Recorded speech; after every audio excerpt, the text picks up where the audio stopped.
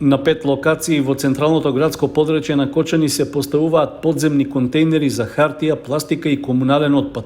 А за што комуналното предпријатие Водовод инвестира 4 милиони и 300 илјади денари. Изведувач на работите е фирмата Метал Апостолов од Кавадарци, што беше избрана на тендерска постапка, а реализацијата на проектот е во соработка со општина Кочани.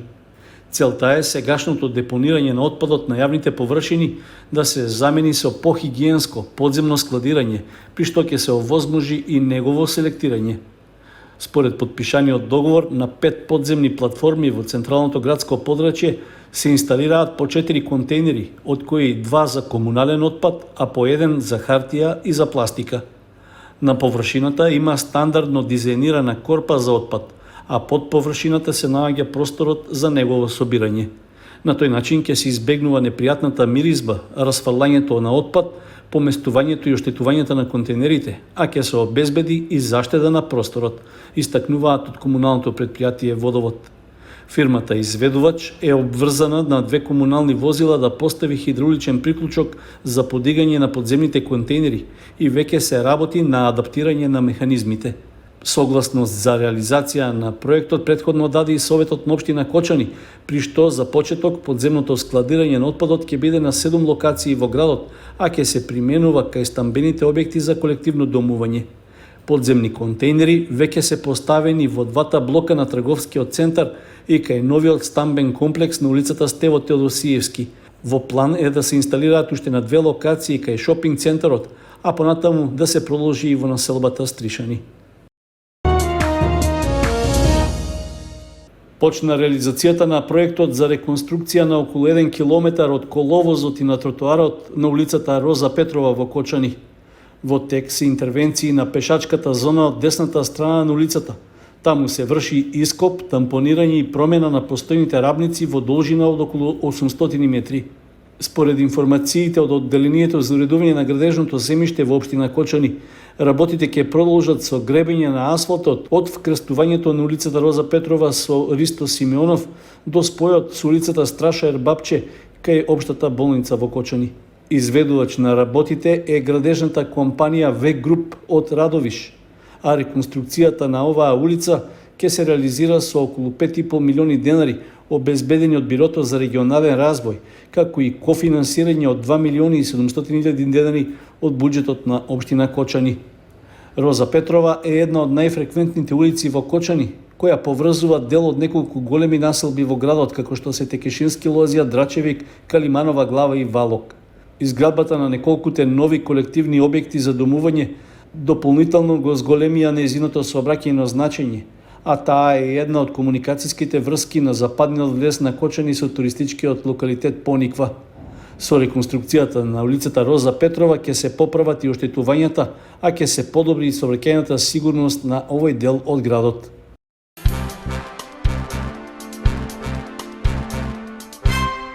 Општина Виница ја заврши реализацијата на проектот за регулација на Градечка река со комплетирање на втората фаза за делот од нејзиното корито што поминува низ градското подрачје. За реализација на техничкиот проект за двете фази досега се инвестирани околу 20 милиони денари, обезбедени од Министерството за животна средина и просторно планирање преку програмата за управување со води за тековната 2021 година.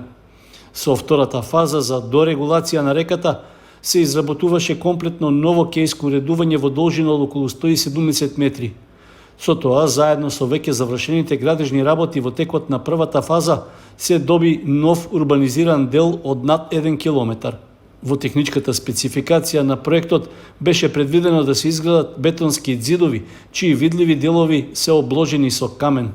Со ово уредување на Градечка река, освен непречениот проток на водата и подобрување на естетскиот изглед, се овозможува и реализација на идејата за уредување шеталиште за граѓаните.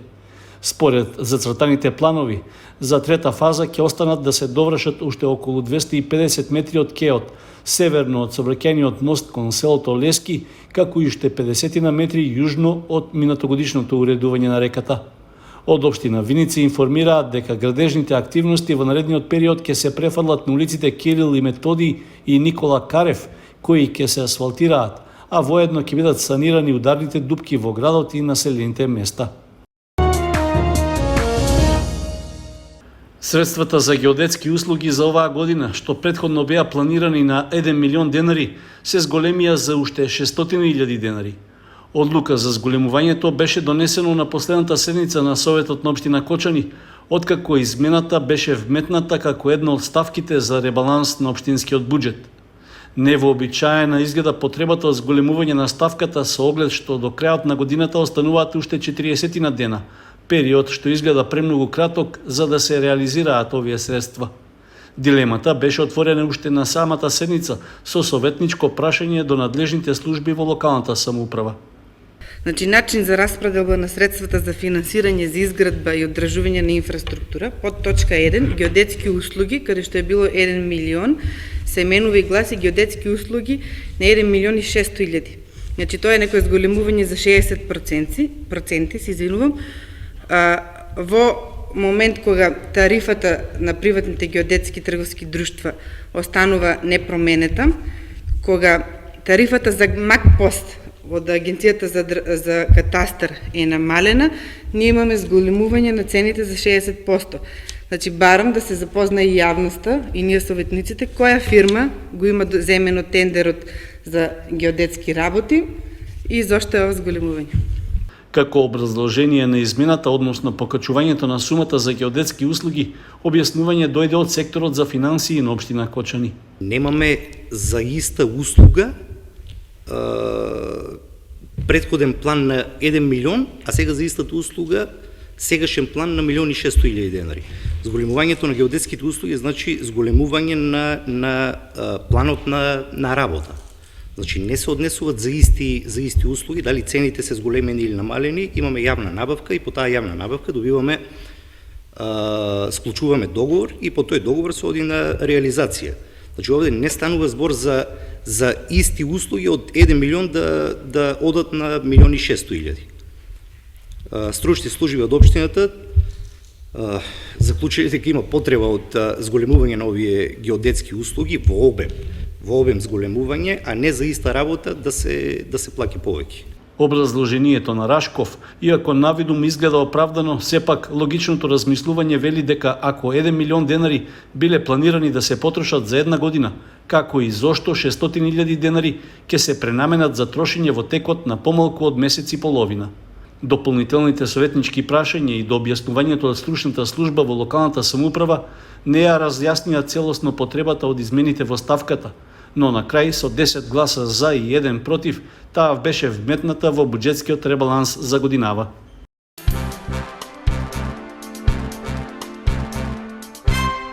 Со писмен допис до јавноста, Општинската организација на СДСМ од Кочани повторно реагира на одлуката на локалната власт да плати 130.000 евра од општинскиот буџет на име камати за услуги направени пред 10 години. На втората седница на Советот на општина Кочани, советниците фатени во магла и непознавање изгласаа контроверзна одлука со која овозможија на превозникот Автоатом да му се исплатат 8 милиони денари по основ камата за превоз на ученици за периодот од 2012 до 2017 година. Можеби се ќе беше нормално и прифатливо за јавноста, доколку овој превоз не се одвиваше по цени 4 до 5 пати повисоки од редовните, кога за превоз на релација Кочани-Грдовци се плаќаше по 120 денари. Несватливо е како доверителот Автоатом 4 години не проба да ги наплати кога тоа можел да го направи кога и да посака. Сомнежот е уште поголем затоа што при првичната презентација на ребалансот од страна на раководното лице на општината, овие камати не се спомнаа, за подоцна да не убедуваат дека подобро би било да ги платиме отколку да ги вратиме на Министерството за образование. Ние денеска повторно ве прашуваме, а вие имате обврска да одговорите на кочанската јавност. Кој даде налог буџетски да се вметнат 8 милиони денари за исплата на камати за долг за кој никој не зборуваше 4 години? Дали раководителите на институциите кои со своето несовесно работење во периодот од 2012 до 2017 година ќе сносат лична одговорност и ќе надоместат штетата од 8 милиони денари?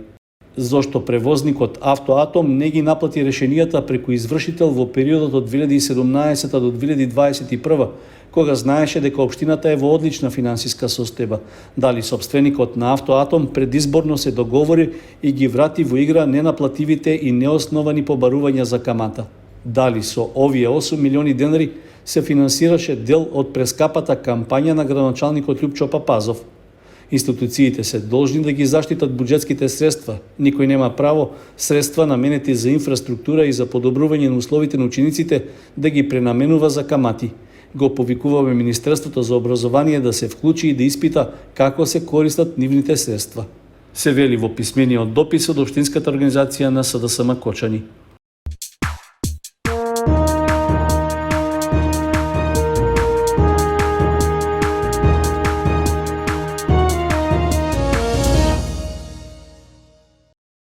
Викендов се одиграа надпреварите во втората македонска фудбалска лига, во која во источниот регион оправдано најголемо внимание привлече дерби средбата меѓу Осогово и Слога 1934, што се одигра на стадионот Никола Мантов. Домашните фудбалери успеа да ги изненадат гостите од Виница и убедливо ги совладаа со резултат 3:0. Иако во првото полувреме Слога имаше поголема иницијатива во нападите, тоа не резултираше со погодок, па на пауза се отиде без голови. Отворањето на резултатот дојде во вториот дел, кога жолто-сините први дојдоа во водство со погодокот на Мицевски во 58-та минута. Нападите на гостинскиот тим и понатаму останаа без завршница, а водството на Осогово и потврдата за убедливата победа дојде пред самиот крај на средбата. Најпрвин Тоше Манов беше прецизен во 77-та минута, кога со глава ја затресе мрежата на гостинскиот голман Јовановски. На 3 минути пред регуларниот крај на надпреварот, Мицевски го постигна својот втор гол и стави точка на убедливата победа. За одбележување е повредата на домашниот фудбалер Александар Митревски, кој при обид да ја исфрли топката скокна високо, а потоа падна на грбот, пошто мораше да интервенира медицинска екипа. На Брагу играчот беше префрлен во болницата во Кочани, а потоа и во Штипската болница. Според последните информации, тој е во добра состојба со повреди поради кои ќе мора да мирува околу 1 месец. Со освоените 3 бода, Осогово сега има вкупно 14 и се наоѓа на 6-та позиција на табелата, а Слога и го препушти лидерското место на Прилепска победа, која со победата против Кожув сега има вкупно 26 бода, еден повеќе од двојничкиот второлигаш. Во следното коло Осогово ќе му гостува на Братство од прилепското село Житоше, додека Слога на домашен терен ќе се сретне со екипата на Локомотива од Градско.